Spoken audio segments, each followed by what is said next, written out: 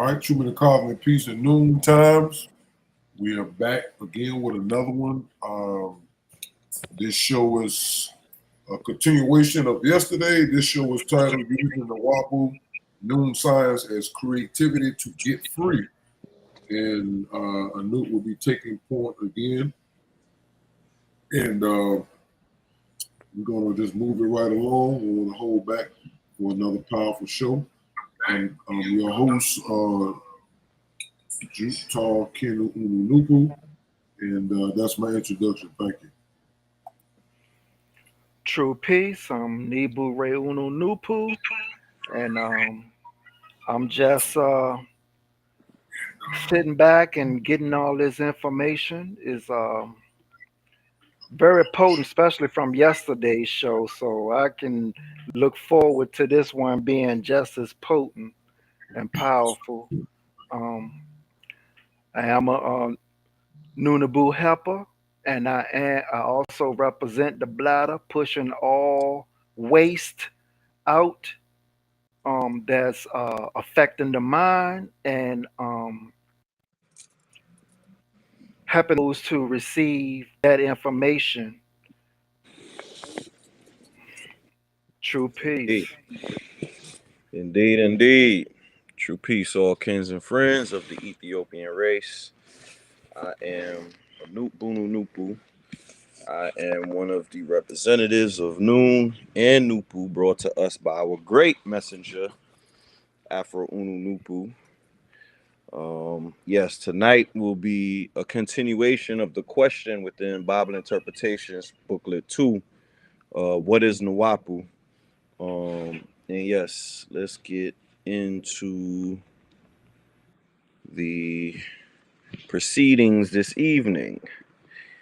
All right.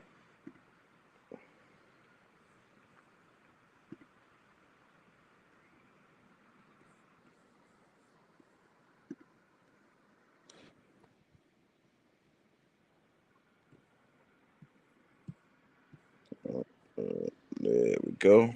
All right. Just let me know if y'all could see that real quick so I could continue. Mm-hmm.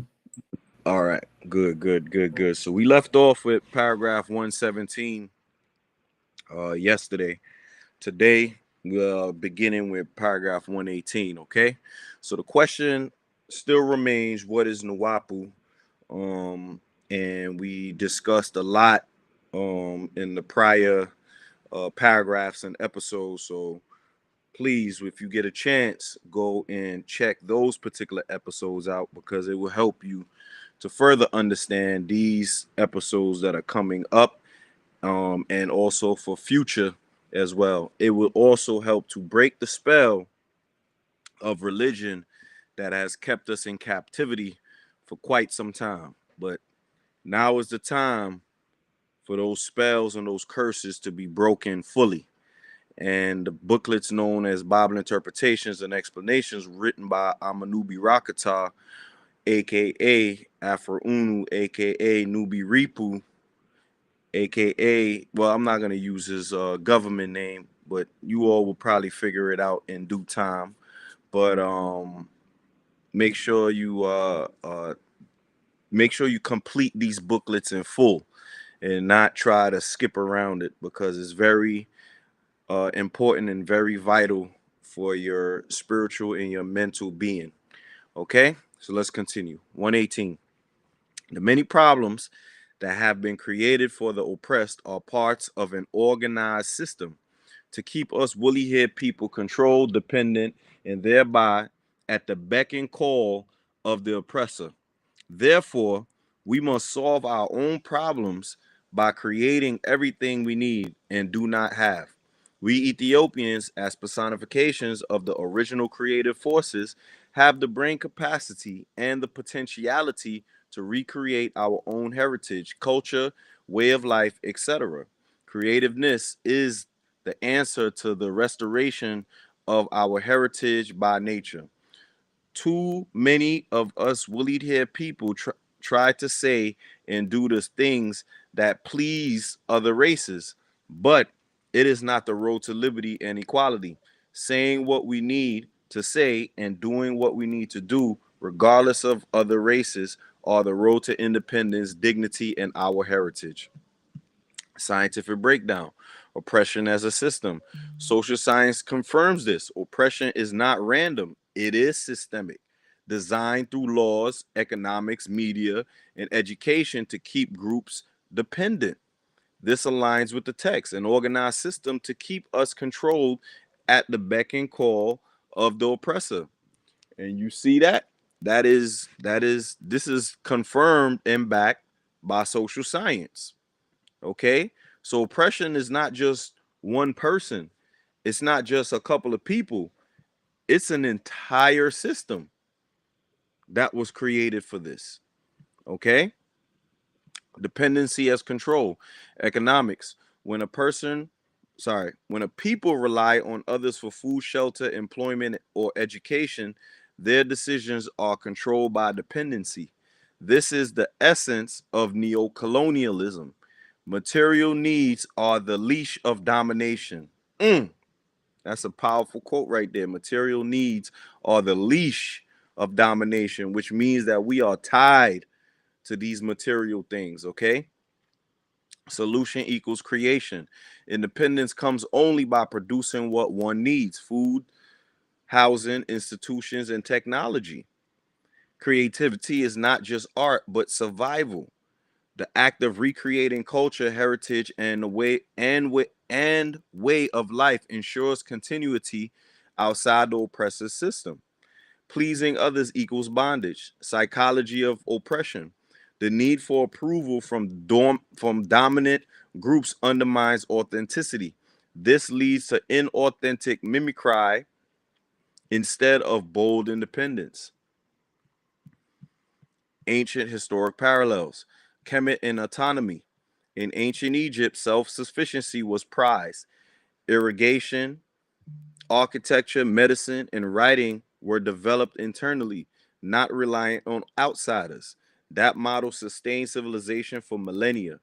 Maroons and independence. Enslaved Africans in the Americas who escaped and built their own societies. Maroons in Jamaica, Palomares in Brazil, exemplify this principle. Freedom required creating new structures beyond the master's reach. Pan-African teachings. Marcus Garvey, Kwame Nkrumah, and others stressed that true liberation meant building black-owned economies, schools, and governance. The text echoes this trajectory. High reason interpretation. Oppression is organized. High reason rejects the illusion that inequality is accidental. Every dependency is designed to maintain the power of ghosts. Seeing oppression as a system is the first step to dismantling it. Creativity as divine force. Since Ethiopians are personifications of original creative forces, their liberation must flow through creation. To not create is to deny their own essence. Therefore, every act of building, whether community gardens, schools, businesses, or art, is an act of nine ether resurrection. Stop pleasing others. High reason insists liberty is never won by trying to look good in the eyes of the oppressor. To, to do so is to validate his power. The only road is to act regardless of other races, rooted in right knowledge and one's own nature. Practical takeaway: oppression is not random but systemic and organized to keep woolly haired people dependent. The solution is self creation, producing what is needed in every sphere: material, cultural, and spiritual. True independence requires refusing to shape words and actions to please outsiders. It demands bold authenticity. Creativity is both the method and proof of liberty because it reconnects Ethiopians with their nature as original creative forces. Paragraph 118 shows that the path to liberation is constructive independence, solving problems by creating anew, not by asking permission. All right, moving on to paragraph 119.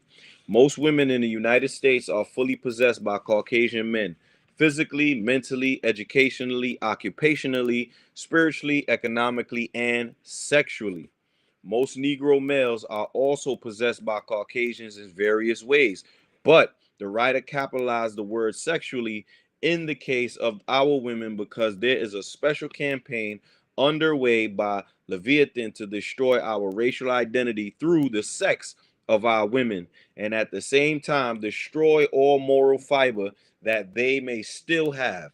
Leviathan is using men of other races as well as Caucasians to accomplish that. The only one who will ever check that diabolical scheme of mankind and its forces is the male Ethiopian through proper teaching, protection for, and direct appeal to our women. Some of our women know that they are working against the best interests of the woolly haired people and to do it deliberately because they are gold diggers, degenerates, and opportunists who want to please the master and seducer who keep them in power. Others of our women are just ignorant to what's going on. And yet, there are still others driven to do things that they would not do, but yet do them because of their poverty stricken condition. One of the best ways to check our women is to give them right knowledge and see that they and our children get proper protection and provisions by way of us woollied hair males. Powerful paragraph. And I just hope that a lot of women don't take this as an attack because we are so in a society that's so desensitized and so sensitized that any type of constructive criticism or any type of criticism is looked at as something that's negative. You understand what I'm saying? But what the reality is, this is what's taking place. We have to see that there's a huge spell amongst us, and I don't want any of us to take it personal as if the conditions that we're facing is something that's just against you. As we can see, Leviathan has a stronghold on all the women, not just one woman or two women. And those that are able to break the spell, kudos to you. You know, try to help your other kindred sisters to break that spell as well.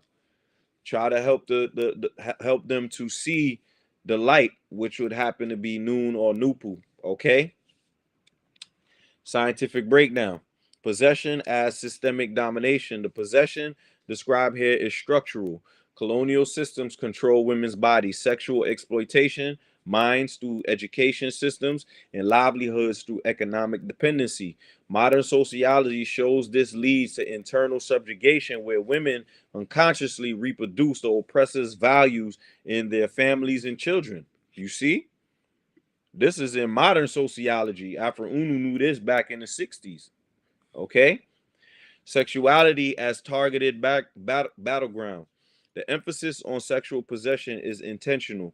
Throughout slavery and colonialism, women's bodies were a primary site of domination, ensuring both psychological control and genetic dilution. The special campaign reflects what many historians document as systemic breeding programs, forced concubinage, and sexual violence used to destabilize communities. Look at that. Classes of behavior. The text acknowledges different categories. Conscious collaborators, gold diggers, and opportunists. Look at that. That word existed even back then, gold digger. Ignorant participants, those unaware of the system's design. Economic victims, those forced by poverty into destructive choices. This aligns with modern psychology. Systemic exploitation operates through a mix of coercion, ignorance, and complicity. Number four, solution equals male responsibility. The passage insists that Ethiopian male men must provide knowledge, teaching, protection, and material provision, not just critique women's choices, but create conditions where destructive dependence is unnecessary. You see that? It is up to us men to make sure that these women get what they're supposed to get and raise them up. So we have a large responsibility and task ahead of us.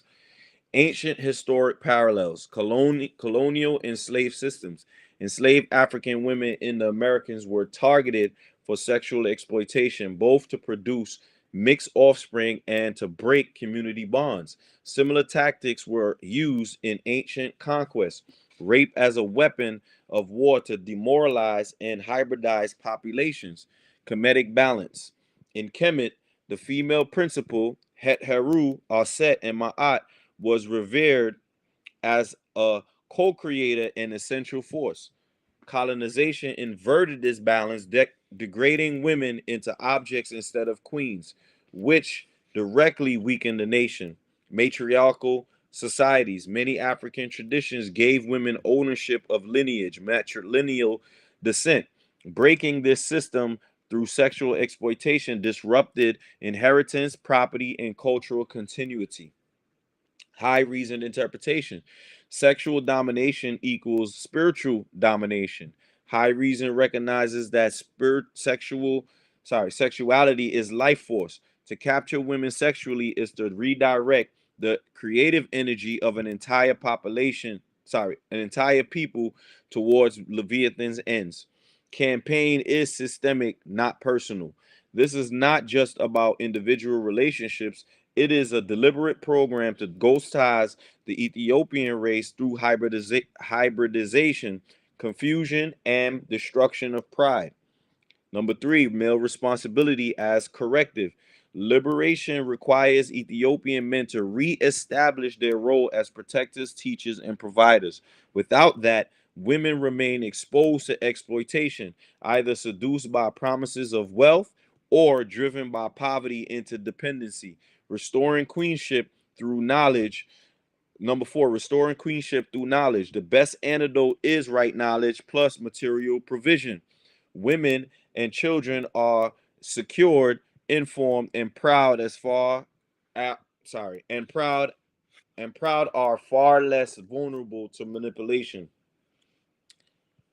And that is a fact. This is all us male Ethiopians right here. This is on us. Practical takeaway. There's a systemic campaign to weaken the Ethiopian race by sexually possessing woolly haired women and corrupting their pride, morality, and identity. This is not random, but organized by Leviathan through multiple races to ensure dilution and dependency. The responsibility falls on Ethiopian men to counter this by restoring protection, education, and provision so women no longer fall prey to seduction or poverty. Liberation begins with restoring the queenly dignity of women, which requires men to embody their kingship role fully. Paragraph 119 makes it clear sexual warfare is racial warfare. Protecting women's bodies and minds is not just family work, but national survival. And I just want to say that in this particular day and time, the Caucasian has another tactic. And that other tactic is to empower women financially. So now that he's broken down the women mentally and he's has the women in his sexual balance, the next phase is to empower the woman sexually. I mean empower the woman financially so that now they don't have a need for the Ethiopian male, right? And make it harder for the Ethiopian male to come up financially. But once again, the goal and the solution to this is to work as a family so that the family can build economically together. Okay? So it doesn't matter who comes up with the ideas. What matters is that we come up with a plan together to create wealth within the family so that we can all grow economically because we see that the Caucasian will use various tactics. And that happens to be a recent tactic, which is to empower the Ethiopian female with economic success so that she can look down on the Ethiopian male if he's not economically as powerful as her. Okay, so let's move on to paragraph 120. When our minds are too filled with Caucasian education and training, we do not have room in mind for any of our own type of culture. And this is one reason it is hard for college students, graduates, and professors to take much interest in Ethiopian education and way of life, which is the highest form of education and best way of life. But the writer hopes there is enough mental space left among the higher educated that they might participate in spiritual and mental revolution now shaping up among woolly haired people. In other words, if our higher educated would get into the right fight for Ethiopian goals along with the realistic and reasonable among our masses, the struggle for Ethiopian well-being will be shorter and easier. And that's a fact. That's a fact. Scientific breakdown, mental saturation. Cognitive science shows that the brain has limited working memory and attentional resources. When filled with one worldview, Caucasian curricula, Western training, there's little space left to process or value alternative systems, even one's own ancestral knowledge. Education as cultural programming. Schools do more than teach facts. They transmit values, priorities, and allegiance. African descended students in colonial or Western systems are often trained to internalize European norms while dismissing African ways of knowing as primitive or irrelevant. Number three, possibility of deprogramming.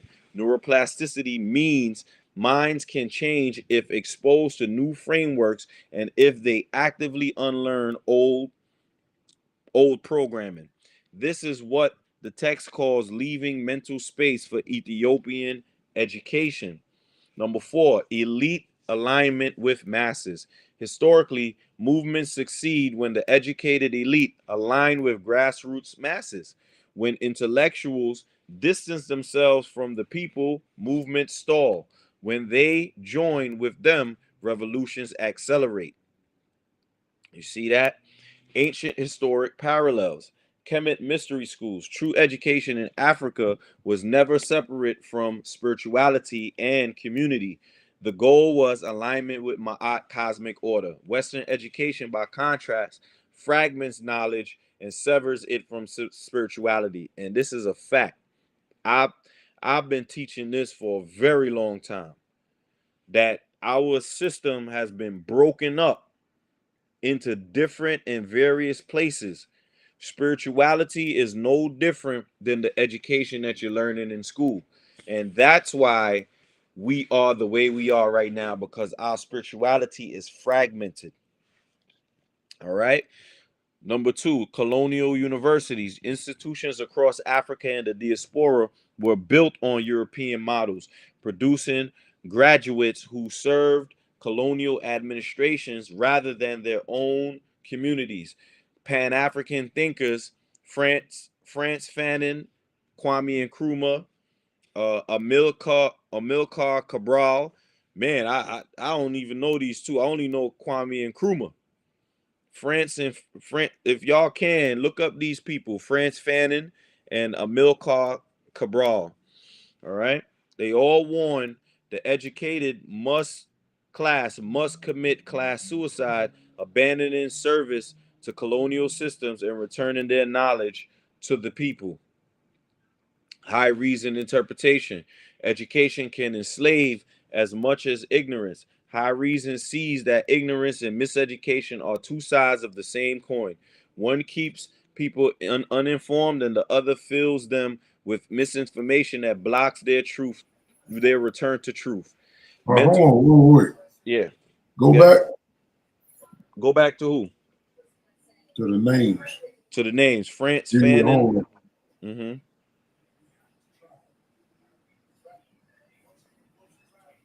And Amilcar Cabral. Yeah, I don't know who that is. I've never heard of him. All right. Nebu, I'll look up. I got France France. Fanon. Okay, go ahead and look up Amil. Okay. Okay. France Fanon, he was born. Franz Fanon was born in 1925 on the Caribbean island of Martinique. He Mm. died, yeah, he died in 1961 from leukemia in a hospital outside Washington, D.C. Trained as a psychiatrist, Fanon achieved fame as a philosopher of anti-colonial revolution. Wow. Yeah. Let me see. Now the one I see, Emil Cabral, I'm gonna show a picture of him. Okay, hold on. Let me.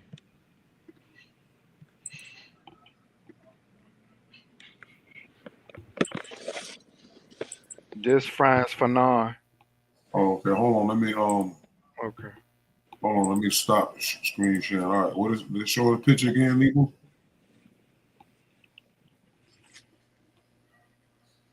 Okay. Wow. Yep. Okay. Mm-hmm. Yep. So this is Wikipedia. This came up. Guinea, Busawan, and Cape Verdean politician, 1924 to 1973. Amilcar Lopez Cabral was a Busawan, Guinean, and Cape Verdean agriculture engineer, political organizer, and diplomat. He was one of the agriculture engineer, diplomat. He was one of the Africa's foremost anti-colonial leaders. He was also a Pan-Africanist and intellectual nationalist, revolutionary poet, also known by the Noone de Guerre Abdul Dijassi. He led the nationalist movement of Guinea-Bissau and the Cape Verde Islands and the ensuing war of independence in Guinea-Bissau. Cabral was shot dead on January Dang. 20, 1973, about 8 months before Guinea-Bissau's unilateral declaration of independence. He was deeply influenced by Marxism, becoming an inspiration to revolutionary socialist and national independence movements worldwide. And that's what be getting them. All of them keep being caught up in Marxism and socialism. And it's like, y'all, it's like that be killing me, man. Like they be against Caucasian people, but Marxism was a Caucasian racist. I like how they overlook that. It's like the Black Panther, everybody was caught up into that. Like that Marxism thing was crazy. That always told me every time I see that. That's insane. Dang, man. Yeah, man. But I'm gonna let you get back to it, my bad, King. Go ahead. Mm-hmm. No, And they it's all re- good. and Go they ahead. really be on to something until they bring that into the equation, that Marxism. And they get took. Mm-hmm. Yep. There's the energy and this stuff that go with that. I mean, revolution is revolution, but like the BIA say, you ain't got no chance of winning. You throwing your life away. Yep.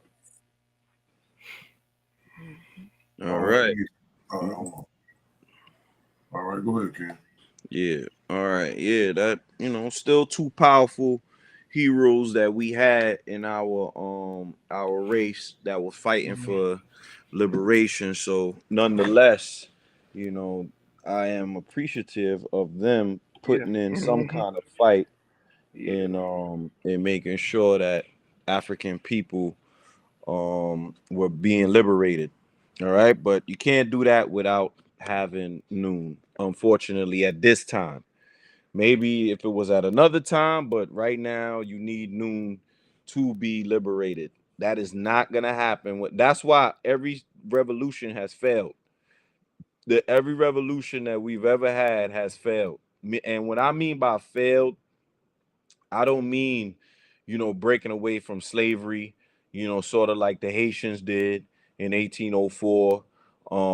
Because yes, that was a revolution, but at the same time, what came about that particular revolution is we Haiti is still not free from the colonial powers. I think Haiti is still paying reparations to France till this day, if I'm not mistaken. I'm not really sure. No, they paid it off, but it They, was like maybe a few years ago. They yeah, just hold on for 1 second. But yeah, go ahead. I'm listening though. let me see if I can find it because I remember seeing that. Hold on. Yeah, I'm gonna pull it tell up you. real quick. I think it's either Haiti or Burkina Faso. Hold on.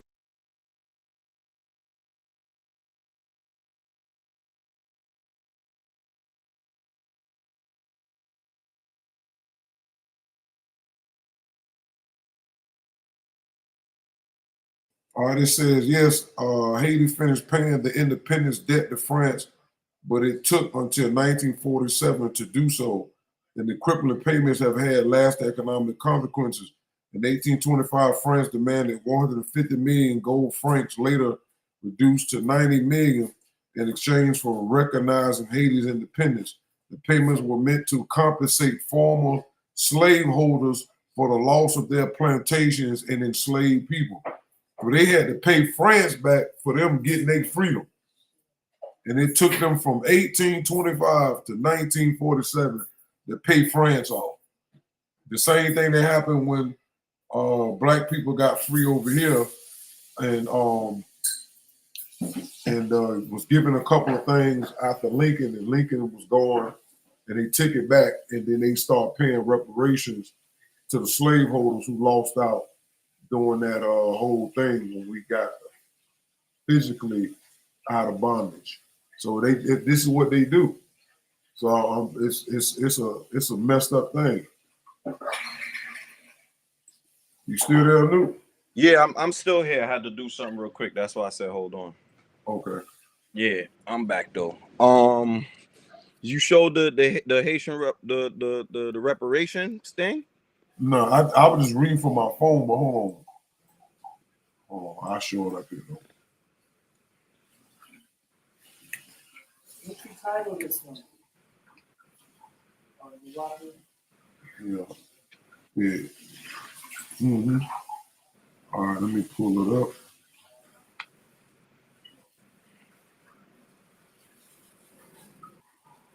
Yeah, this is the best way to. This is right here. Yeah. So tell me if y'all can see that. Yeah, I can see it. Mm-hmm. It said Haiti was forced to pay reparations to France after gaining independence, agreeing in 1825 to an indemnity of 150 million francs, which was later reduced to 90 million francs. This payment was meant to compensate French plantation owners for their lost property and significantly impact Haiti's economy for over a century. So this is the type of stuff that the negative spirit forces does for us. Even Yeah, when how is that liberation? right, because they kept them in debt, paying that for 100 years. Disgusting. Payment details. Haitian initially agreed the debt was later renegotiated. Okay, paid around 112 million francs over 122 years. Damn. The final payment was made in 1947, long after Haiti's independence. Look at that. The payments severely drained Haiti's resources, diverting funds away from essential services like education and infrastructure. Estimates suggest they had this money been invested domestically, it could have added 21 billion to Haiti's economy over time. Mm-hmm. Yeah, see, that's what they do. They still get paid after doing you wrong, make you pay. Yeah. Right. Human leeches. Mm-hmm. Human But leeches. that goes back to what I was saying about liberation. That's Mhm. not liberation when you have to pay back Right. for their wrongdoing. You Yeah. know? So, and that's why the moon cycle is the way it is. When you see these backwards type of things happening, but they'll never tell you in mainstream media that they had to pay back that reparations. This is something you have to research yourself, you know. And Haitians still run around today thinking that they were freed. That's not freedom. You have to pay in a whole nother way. Now I'm happy that you did slaughter and defeated the slave master, but at the same time, they still circumvented Haiti becoming fully autonomous, because Yeah. autonomy is where real liberation is at. And autonomy just means to self-govern yourself, meaning to be able to work and do everything you need to do on your own. You are self-governing. Okay, so autonomy is synonymous with liberation. Okay, Yeah. all right. So let's get back to the program, because I could talk about that all night. They'll This live stream will turn into, they're gonna name it a Newt's autonomy. Mm-hmm. Because yeah, autonomy, I just need people to understand that autonomy and liberation are synonymous with each other. Okay. All right, let's move on. High reason interpretation. Education can enslave as much as ignorance.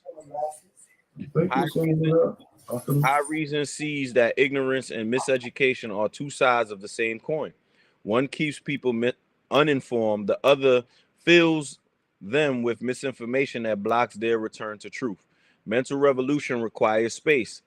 Okay, I think I read that, but I'll read it over. The mind must be emptied of falsehoods before it can be filled with right knowledge.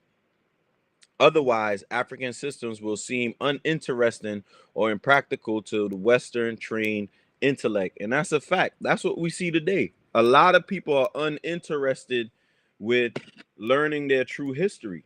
They're okay with Black History Month, giving us Black History Month. Oh, you the first Black this, first Black that. As a matter of fact, there's a whole movement called the FBA and the what's the other one?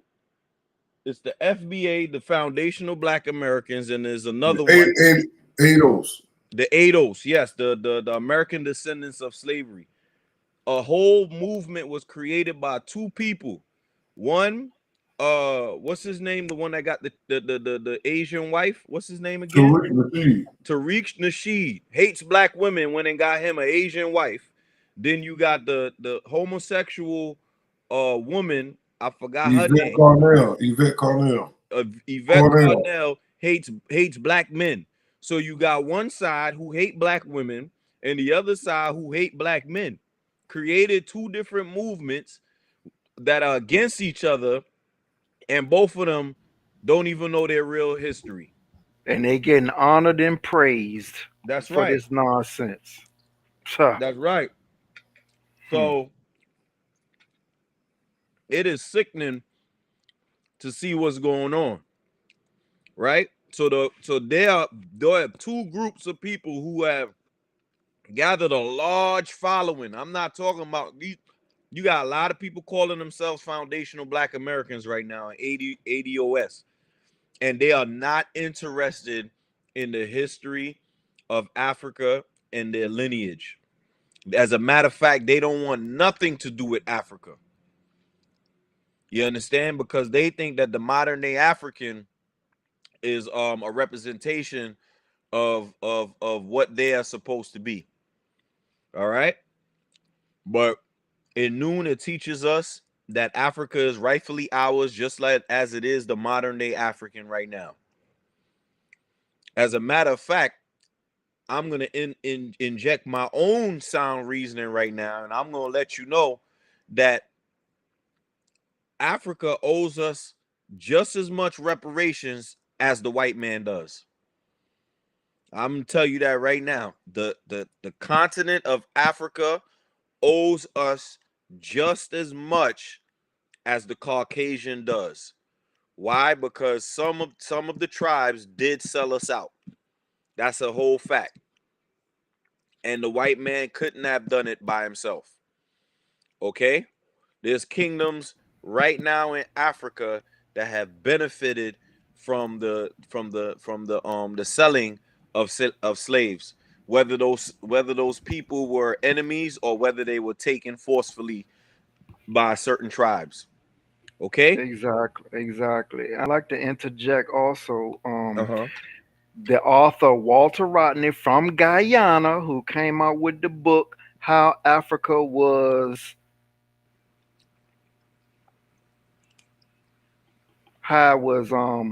what was it? It was how it was how it was taken over by the Okay. yeah. Mm-hmm. How Africa was undeveloped. That's the title of the book. Mm-hmm. And he was from Guyana, Walter Rodney. So Nice. those that's listening to the chat, check that book out, Walter Rodney, How Africa Was Underdeveloped. That's right. Everything was broken down in that book, how they laid it all out and how before the Europeans started becoming part of the transport, the trading, it Mm-hmm. was just Africa doing it, and then the Europeans saw a way to do the same thing, but except they they came up with the plan of trading humans, and that's how that came about because once they took over the whole trading system and they was at the top of it, they could make Africans trade what they wanted them to trade, not using their own resources, but to get them involved in trading their, trading the people in their tribes. So a lot of that was forced labor Mm-hmm. that Europeans put them in that predicament to have to do for survival. But yeah, that book is real deep, and it break down religion and how Ethiopia was given what was introduced to Christianity by the Phoenicians, which is why they walking around claiming that Christianity was in Ethiopia first. Yeah, Mm-hmm. by way of the miscegenation from the Phoenicians. Mm-hmm. So yeah, that's all I wanted to speak on. Oh, that That's was powerful, Nebu. yeah. Oh Yeah. man, ever since that episode, you shining bright. Ever, ever since the new Nebu right there, you shining Mhm. bright. No, Yeah. that's a thorough breakdown. Yeah. Yes, he's one of those powerful authors as well. You Yeah. know that it's not just, and over time you're gonna start seeing us give a lot of credit to some of our heroes and heroines that have Hmm. come along to give us and have a fight in this liberation as well. It's not just Yeah. Afro Unu.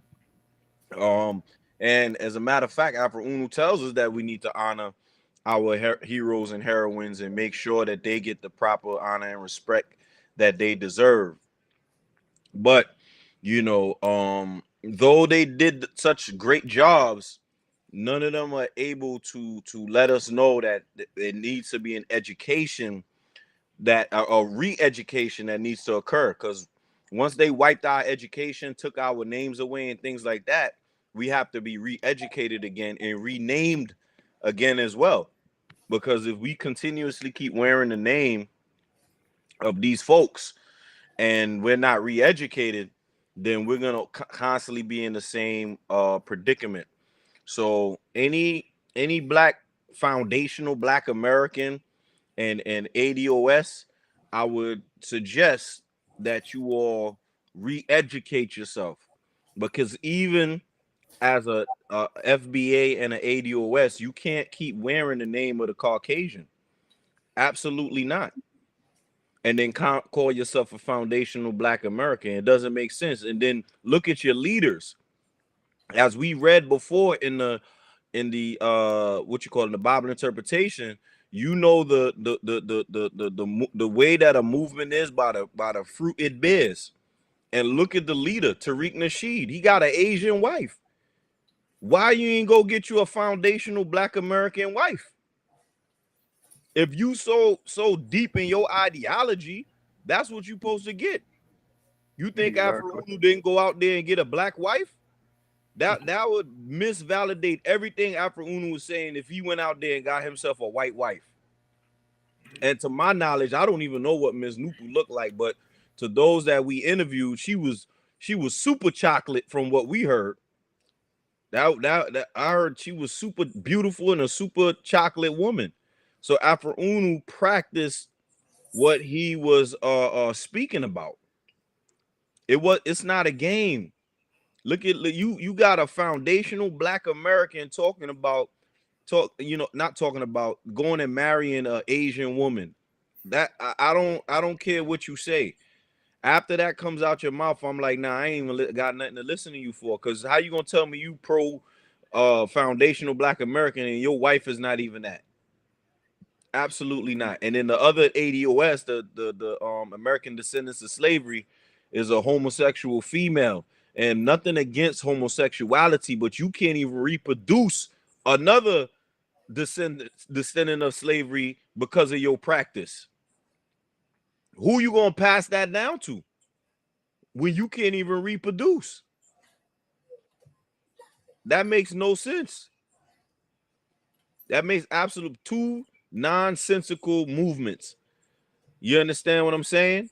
And there's nothing wrong with knowing that yes, you did build America, because both groups are basically saying that. Yes, you built America, but you built America for the white man. Now it's time to destroy America in the sense that you have to destroy the knowledge and all the information it is giving you to recreate a whole new America now. Okay? So I don't know if any Noone Boos want to chime in on that real quick before I move on, but that's all I have to say about that. About I'm good. the FBA and the ADOS. Yeah, go ahead. I'm good. All right, cool. Yeah, I'm good. Yeah. All right. So here we go. Elite plus masses equals synergy. Liberation needs both the masses, numbers and force, and the educated, strategy, technical skill. If both align under Ethiopian goals, change comes faster. Number 4, hope for transformation.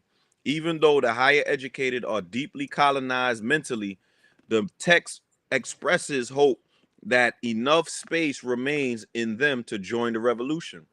This is a call for redemption, not rejection, of the intellectual class.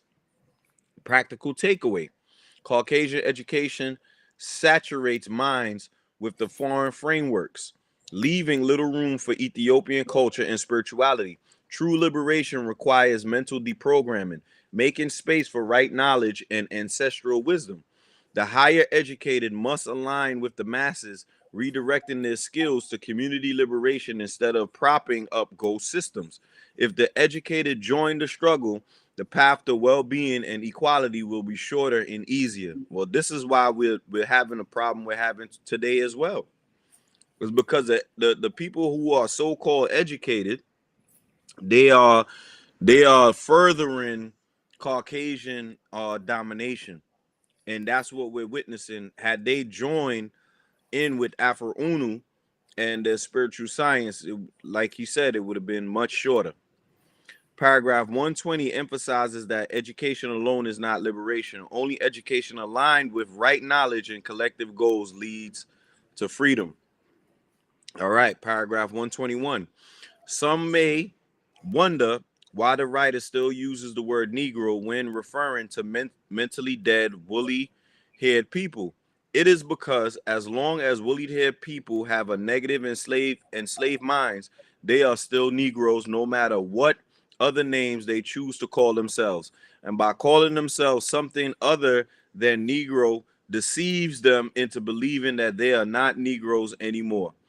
Therefore, the writer continues to call the mentally dead by the name Negro, for this emphasizes the fact that a person does not become something else just by changing his name, but by changing his mind instead. After the mind is changed by the knowledge of resurrection, then it is proper to change the name.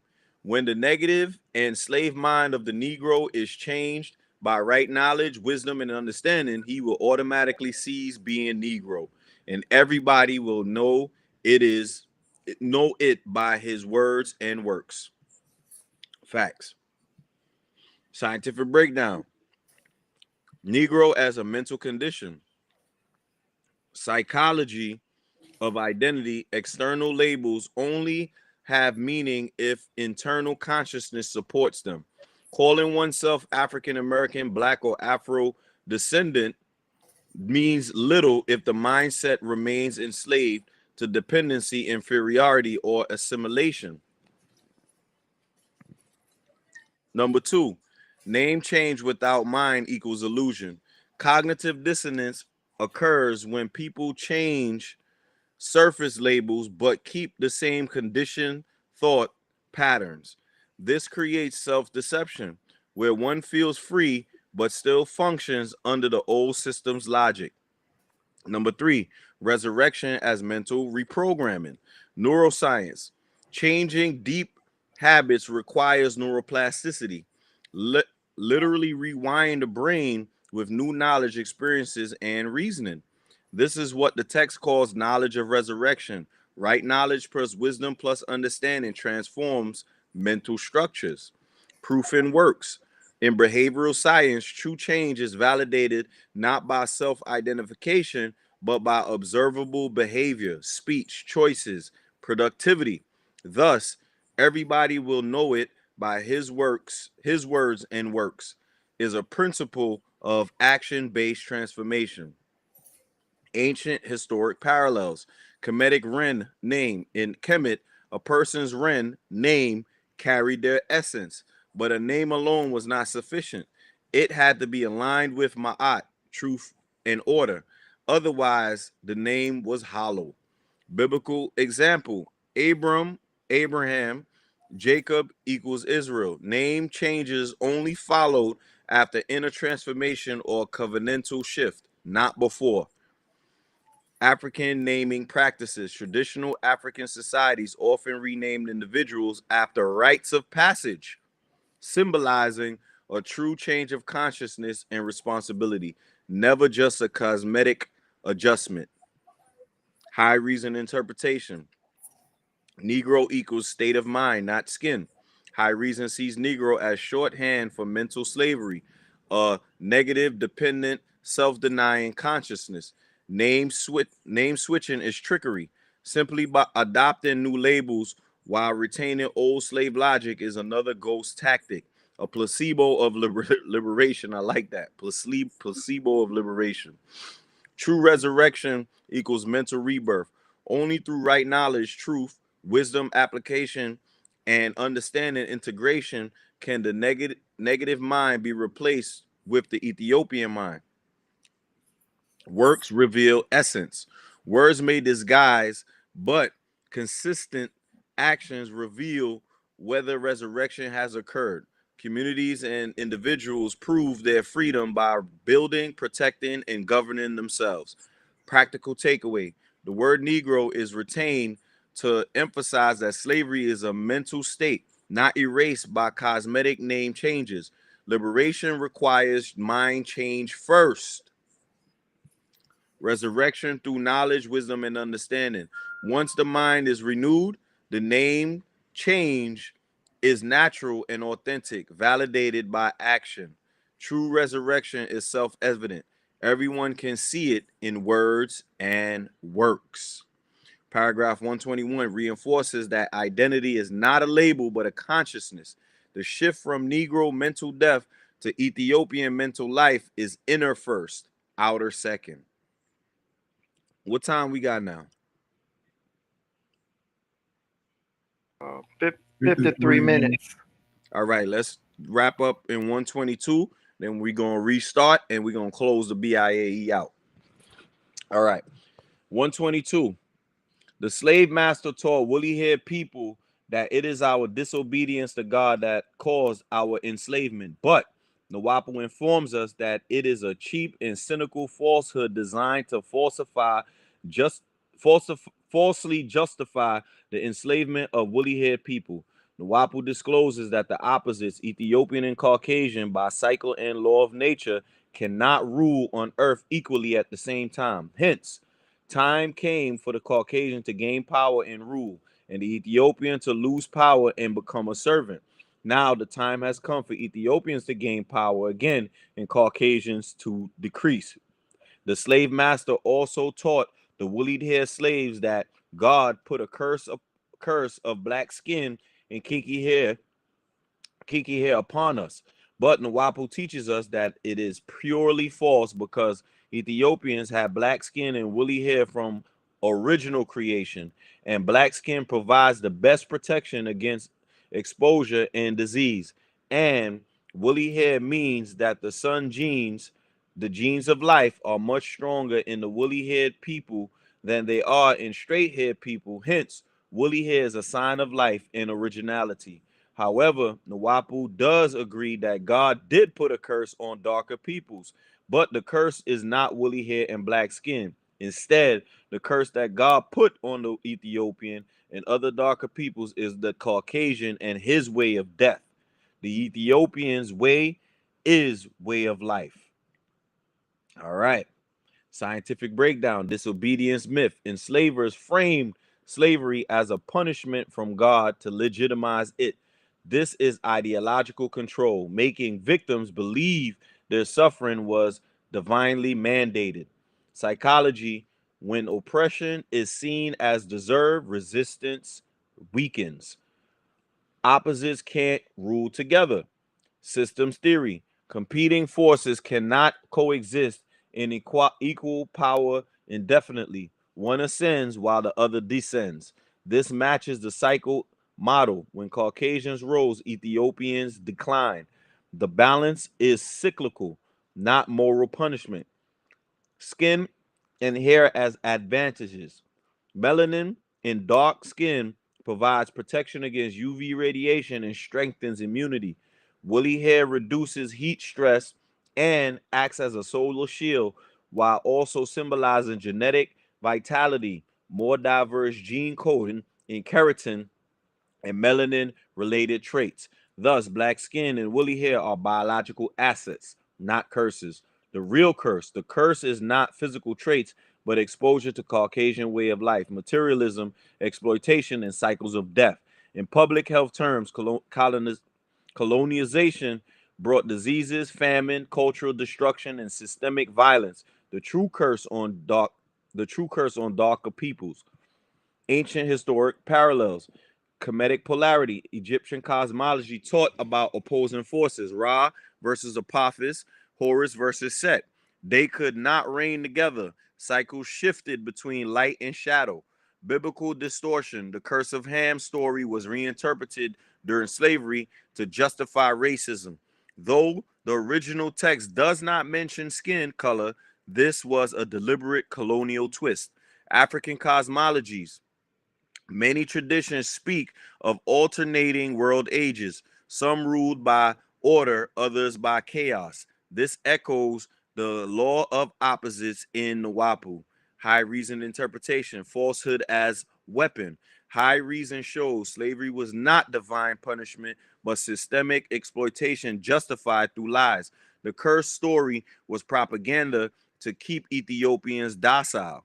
Opposites and cycles. The rise of the Caucasian was a natural phase of the cycle, not evidence of their superiority. The decline of Ethiopians was likewise cyclical, not evidence of divine rejection. Black skin and woolly hair equals life force. Woolly hair is the physical sign of nine ether's potency. Melanin is the biological manifestation of solar alignment. To call these curses is to invert truth. True curse equals ghost culture. The real curse was being bound to the Caucasian in his way of death, slavery, colonization, and cultural disconnection. Once detached, Ethiopians returned to their way of life. Practical takeaway. The belief that slavery was punishment from God is a lie used to justify oppression. Oppression followed the laws of cycles. When one opposite rises, the other falls. Now the cycle is reversing in favor of Ethiopians. Black skin and woolly hair are biological strengths and spiritual signs of originality, not curses. The only real curse was exposure to the Caucasian in his way of death. Liberation requires rejecting his cycle and returning to the Ethiopian way of life. Paragraph 122 dismantles the false curse narrative, and replaces it with truth. Ethiopians were never cursed for who they are. They were cursed by contact with the ghost culture. All right. And we'll continue with paragraph 123 to 129 when we come back. All right. So what is the synopsis, you know, on what you guys heard?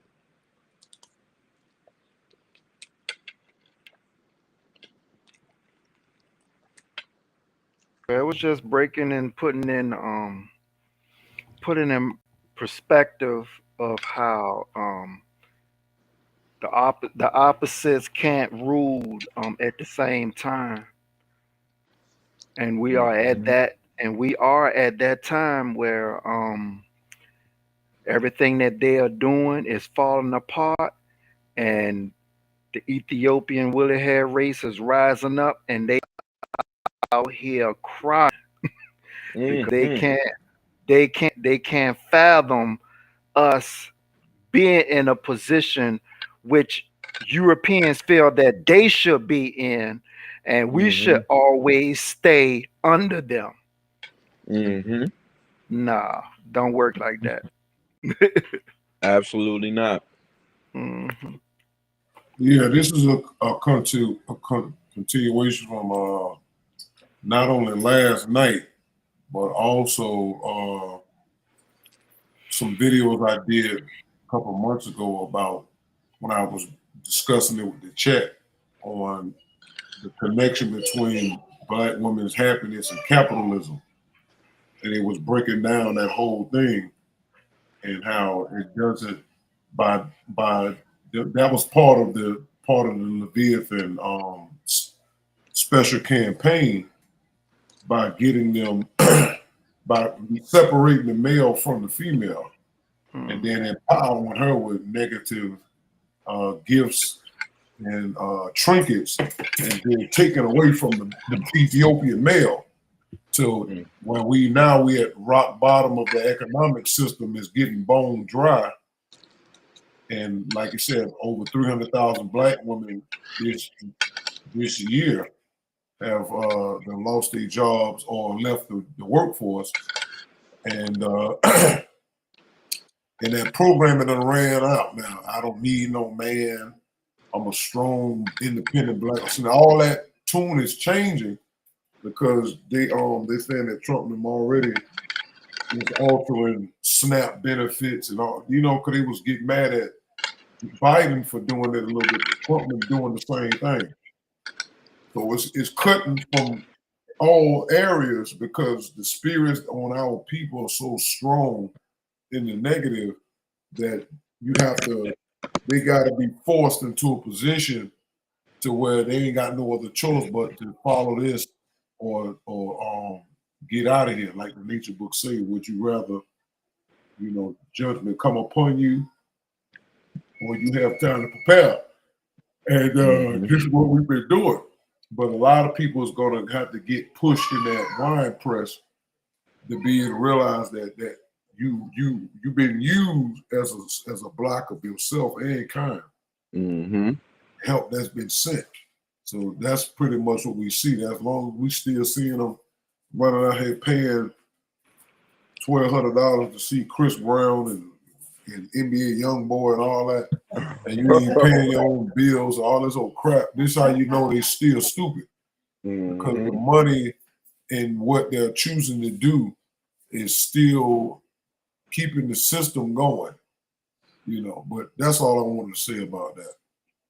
All right. All right. Yeah, man. It's a lot going on, but what we do see is that the system is failing and falling. One, because they are pushing to fail the system, as well as the system is failing naturally as well. And what I mean by pushing for the system to fall, they are creating the inflation and all of these negative economic things in order for us to be put in a position of cryptocurrency and all these different aspects that are going on. But because the cycle is also dying, we see also a pushback from all people. You even have some Caucasians pushing against the power structure itself. Those that were with Trump are against Trump now, and genuinely against him too. And it's happening as fast and rapidly as possible. Now, of course, you're gonna have his folks that's still with him, but now it's falling apart. You understand? And we are now seeing that the political structure is not working in our favor. So that and most of the people who are educated in our race are in the political sphere, but it has to fail everybody. Once it fails everybody, and we are able to shine bright through it all, and then we also got another enemy across seas, known as the blue the we call them the small hats overseas. Those small hats, they prepping up too for the downfall of America. So don't think that they're not watching and pushing for the downfall, because they also understand more than any other race of Caucasian. You got to remember, them overseas, they got 1,000 years of knowledge ahead of those Caucasians here in America. You understand? So that means they know that the soil that they are trying to overtake hasn't had rulership on it as yet. And that's why they want to place the rulership on the planet over there in Gaza and in so-called Israel, because they know more than any other people that rulership has to take place on new land. Okay. And as far as I'm concerned, I haven't seen rulership happen in that particular region. It's always been in Nubia, Africa, Egypt, always been in Asia, India. You understand? But in that particular region over there, no, it hasn't happened as yet. So they're trying to put that stronghold in that particular region. But sorry to tell you, the cycle is over for that. It's not going to happen. So that closes out this particular episode. The next one we come back with, it will be the ending of the series known as the Bible Interpretations and Explanations by Amanubi Rakata, aka Afro Unu. So true peace to all the kins and friends out there. I'll see you in the next episode.